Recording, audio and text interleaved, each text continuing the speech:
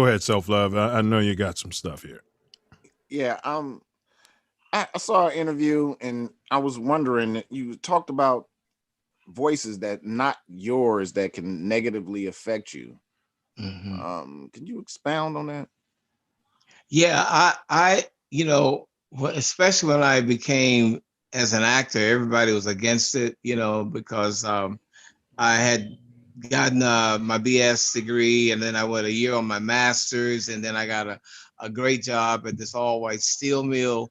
But by that time, I had already auditioned for the American Academy in New York, and I gotten accepted. So everyone thought I was crazy when I leave this job, the only Black in that position. I leave this job to go to acting school, start all over again. So I had to really, become deaf to, even with my mother, deaf in the Church of God in Christ, because you're going to hell now. You can't do anything like that with secular. You can't even stand next to someone smoking a cigarette and coach. Thank you. You going to hell. You're standing next to that guy smoking. Thank you. So they thought, and Denise Williams, same thing. We were both like hell bound, so you're dealing with that. And even the frat brothers, my frat brothers, they couldn't understand. No one, all they knew, oh, you got this great job. So I was reading these books, thank God my friend Rick was giving me these books like Think and Grow Rich, Psycho-Cybernetics, Yes. And those books really, it empowered me, to like, and some people said I might have gone overboard, but if I tell you that I'm going to be an actor, and you tell me about how hard it is and what you think, I excommunicated you right then and there. Man. Oh yeah, I mean, my best friend. Man. People couldn't believe. My mother said, "You ain't talking to Eric anymore." I said, "No, Mom, he doesn't believe in me." She said, "Well," and she said, "Well, what?" I said, "He said, yeah.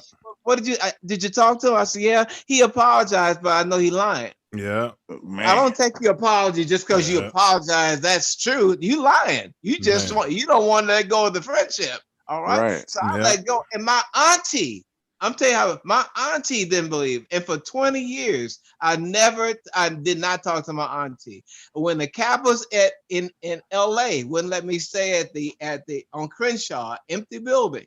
Yeah. Once I looked at them, I sat there and I said in my mind, I will never be back here again. And so it was not until in 95, a brother in New York, God bless him, I can't think of his name, Jonathan Hicks, he's the editor of the Kappa magazine. He called me and asked for an interview. I said, "No, man, I'm done with the Kappas."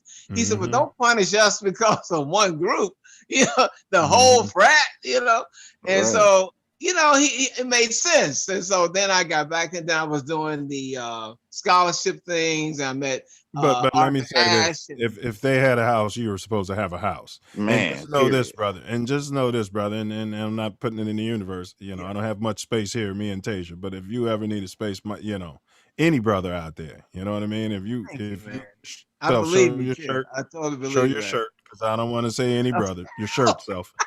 Yes. Any brother who's all wood, no paper, who understands what we're talking about. You know what I mean? And that needs a place, we can get you back to, where you need to be. And because that's what the bond is all about. And I know how you feel. I was going in about Colin Kaepernick, and we'll talk about that in a less private. Oh, yeah. I mean, I was supporting that brother from, from Go. Yeah. Man. I didn't know he was a noob for a long time. Yes. He's a noob. What? Yeah, you're right. Exactly. Exactly. So, well, let me ask you. Let's see. Well, I wanted to hit the chat because there was some stuff in there. I got one more question. Who have you worked with that impacted you the most? Oh man.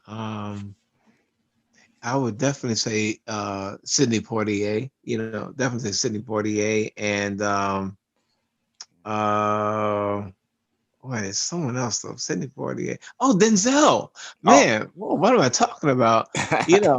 Man, because Sidney, it was like a fun thing, he wasn't really doing like his dramatic thing, he was just doing it, like being funny, but Malcolm X, brother.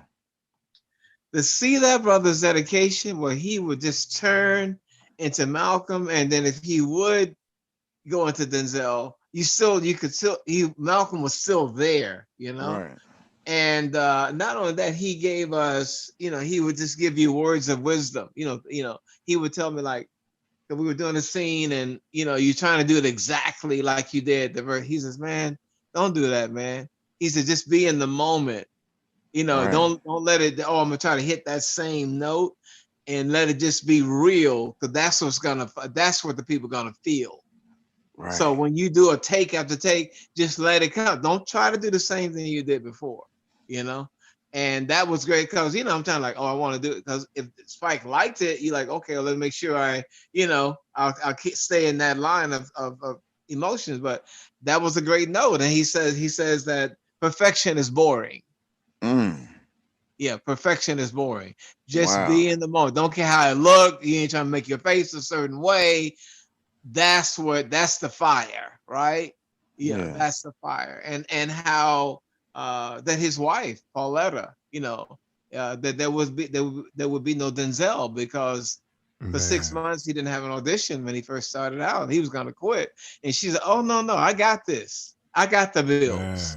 You got it. You go ahead and do your thing, and the rest is history." That's right. And you do, but when you do that stuff, you do it out of love. You don't do it with contention, and No, man, no. He told me, because you block your blessings. Yeah. Yes, man. Yeah. And then a lady had a son, a rebellious kid. He was 17 years old. His sister, and she said, "Would you think Denzel would talk to my?"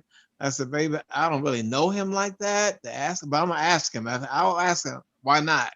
So it was midnight. We've been shooting all day, and I got the nerve to knock on this man's trail. I said, "Denzel, this lady, she came all the way from Ypsilanti, Michigan, and her kid has been." He said, "Oh no, I see.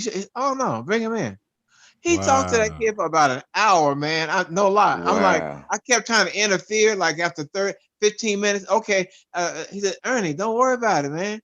Then after 30 minutes, come on, y'all. And he said, "No." Okay. Well, he took the time, man. Well, and I'm not the lady that affected that kid, Well, I'm not a lady from Ypsilanti, but can you, as Denzel, Self Luv Show? Well, no. Can you ask I'm just Denzel if playing. he'll run for president of the United States? Because I'd love casting a vote for that man. I mean, right? He'd be Ronald Reagan 3.9. Oh yeah, man. Yeah. Oh right? yeah, man. Yes. He'd be a spiritual version of Ronald Reagan. Wow, man, you ain't lying. A foundationally black Barack Obama. Yes. You know? His faith is strong, man. Yes. His faith is strong. Yes. Well, we have a question here. Someone said Smoke G said he loved the episode with the Doobies, with the Doobie Brothers. What was it like working with the Doobie Brothers on the show? Yes, I love it too. My favorite. Yes. All right. You got any memories of working with the Doobie Brothers? Did you meet them or? They have some good doobies.